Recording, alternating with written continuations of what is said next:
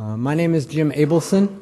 I'm the director of the Anxiety Disorders Treatment Program here at the University of Michigan, and Dr. Graydon has asked me to fill a role that he has filled in past versions of this conference, which is to give a brief summary this morning to start out the day of yesterday. And I'm not sure if this is for those of you who weren't here or to remind those of you who are here some of what was said.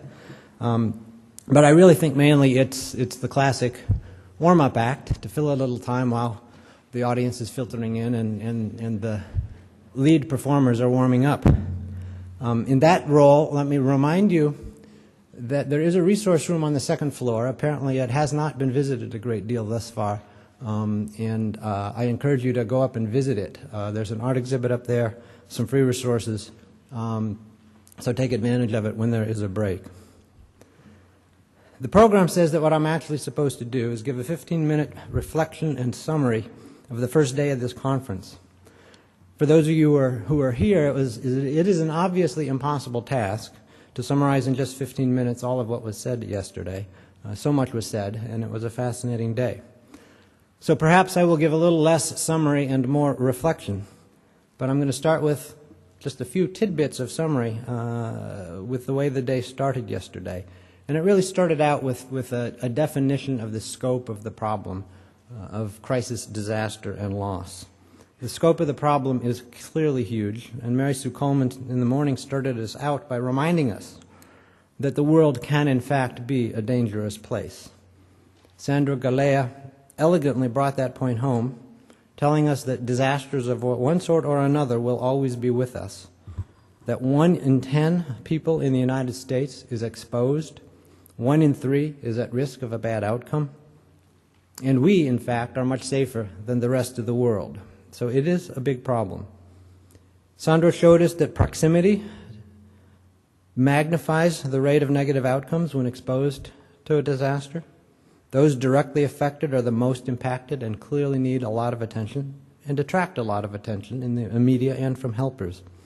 But he also pointed out that though the rates of affliction and bad outcomes in those who are less directly exposed are significantly lower, the size of the population that is indirectly exposed is much larger, and we actually end up with 2 equally sized and equally needy groups that both need our attention, and that we can't afford to ignore either one of those, the directly exposed or the indirectly exposed, when bad outcomes ensue.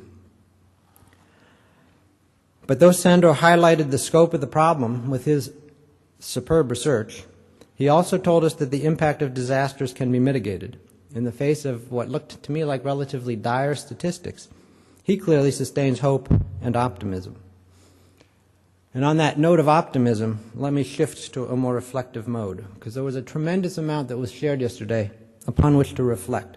I personally became most reflective in response to the many, many moving stories that we heard. Stories about the Seton Hall dormitory fire, the Texas A&M log pile collapse, the impact of 9/11 on students in New York, the huge and clear impact of Katrina, the photograph of a jumper from a New York skyscraper, Dr. Charney's moving videos of interviews with prisoners of war, the profound ebullience, intelligence, and sheer gumption of his young woman with spina bifida, Dr. Stakowicz's pictures showing us vividly from Texas that tragedy can strike suddenly and that loss hurts. Anyone who paid attention yesterday had to be moved many times to tears or to the verge of tears. The stories of trauma, disaster, and loss move us to tears. They moved me to tears on numerous occasions yesterday. The stories of courage and heroism in the face of trauma, disaster, and loss also move us to tears. Memories of trauma and loss move the owners of those memories to tears.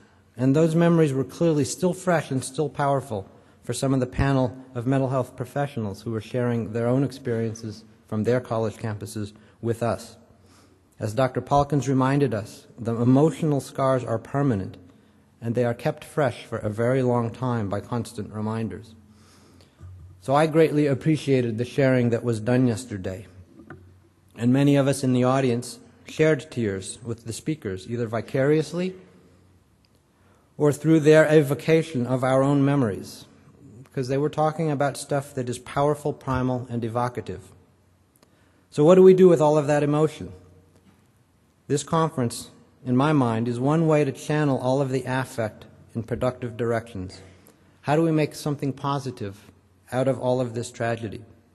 We do so as scientists and as mental health professionals by extracting the lessons that can be learned, so we can understand, so we can do better next time, so we can help.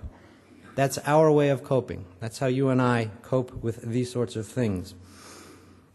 We understand them, we use our emotions adaptively, and we thereby tame them. What we are doing here in these 2 days is a model for coping with tragedy and adversity in general, and I think it's highly relevant to how we can help others, how we can foster resilience. We need to figure out how to help others do their own version of what we're doing here.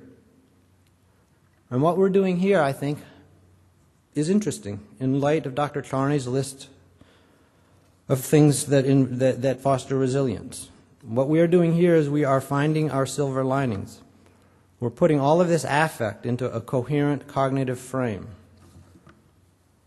We are sustaining hope, hope that we can do better. We're embracing optimism in the face of challenge. We are also embracing our own altruism, our wish to help, which is, for many of us, what provides us with our moral compass. We are learning from others who have been there, and in that we're finding our own role models. We're letting ourselves cry, and, as was repeatedly said yesterday, we're recognizing that even the helpers need help in this kind of work, and we are thereby facing our own fears. We are seeking out the relevant data so that we know what to do next time. We are being active copers. And we're doing all of that within a community of fellow professionals, so we are widening our own social networks. I think those are the things that we are doing here, and we are thus, according to Dr. Charney, enhancing our own resilience. All you have to do now, if you've done all that so far in this conference, is during the lunch break today, take a good walk, eat a healthy lunch, and attend to your own physical well-being. And by that, you will have fulfilled his entire prescription for resilience. The next step is to take your own resilience back to your own campus and figure out how to use that as a model to build programs for others that will provide them with a parallel experience to your own here. That is, in a sense, all in the aftermath. What about in the heat of the moment? Those who have been close to the fire gave us some useful tips on how to help. Dr. Stachowiak gave us what I thought was one of the real pearls of clinical wisdom, beautiful and profound in its powerful and simple truth. He said, "Be a sensible helper." To me, those are words to live by. When you're standing there in the midst of chaos, in the midst of a crisis, in the midst of a disaster, and all hell is breaking loose around you, remind yourself of those words. Be a sensible helper. What would a sensible helper do? I think they'll help you. He also said be available and supportive without being intrusive. He said know how to connect, be comfortable with strong feelings, be present. He and the others who were close to the heat kept talking about communication and community. It is all about the human connections, the social fabric that we cannot allow to be ripped asunder even in the face of chaos. That is perhaps why Katrina has been particularly devastating, because it was so massive in scale, as Dr. Galea so vividly showed us, that like the levees, the social fabric itself was ripped to shreds. That is why they need the help of the rest of us. That's why we need to visit to help mend that fabric. A college population is perhaps particularly vulnerable to crisis and disaster. As Dr. Plummer helped me see, they are, after all, already in the midst of a major life challenge. Many of them are already in the midst of a kind of crisis, even before disaster strikes. They're in the middle of trying to break away from home. They're seeking adult autonomy, yet often frightened by it. They're struggling with tumultuous relationships without their old social safety nets in place. And as Dr. Coleman told us, a university has an obligation to help its students survive and even thrive in a dangerous world. Most of us are already dedicated to helping our students make one of the most critical transitions of their lives into adult independence and responsibility. We are obligated to use the natural challenges of college life, but also to use the unnatural challenges of unpredictable trauma to help them develop the tools that they need to sustain resilience in the face of future challenges. Dr. Schwartz drove this point home for me when he told us soberly that we probably cannot stamp out suicide in the college population. But as he said, we have to keep striving to address the underlying problems that contribute to it: depression, anxiety, loss of social support. Dr. Charney put optimism in the center of his model for resilience. There are data that show that patients with cancer who can find a silver lining in that terrible affliction, who can extract something positive out of the fear and suffering, are the ones who survive the longest.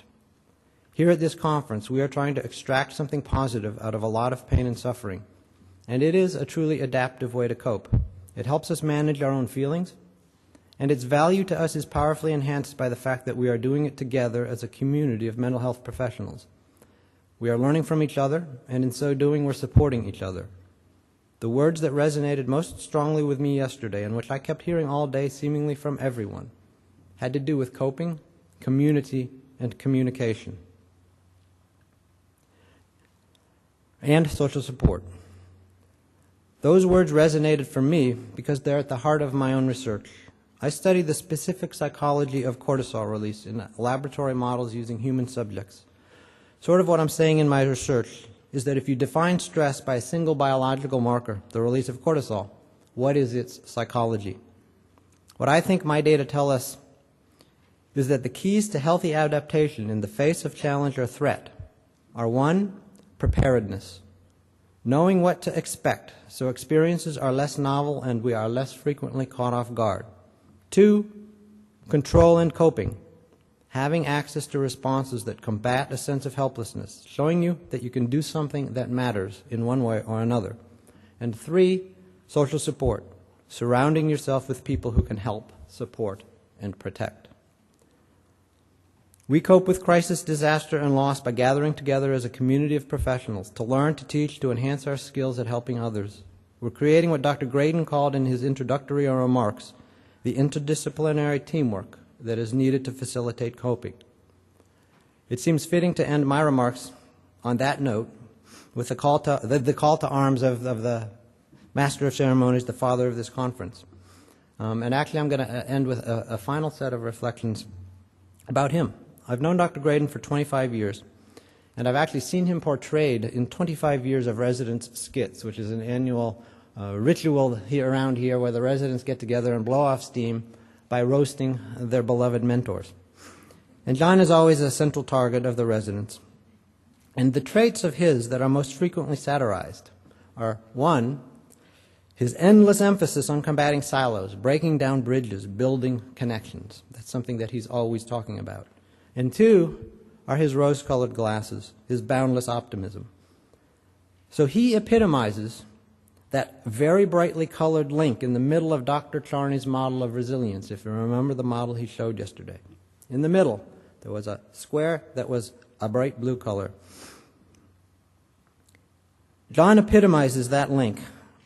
It's the one that Dennis labeled optimism, and it's the one that Dennis showed as the bridging link that holds everything else together in his model of resilience.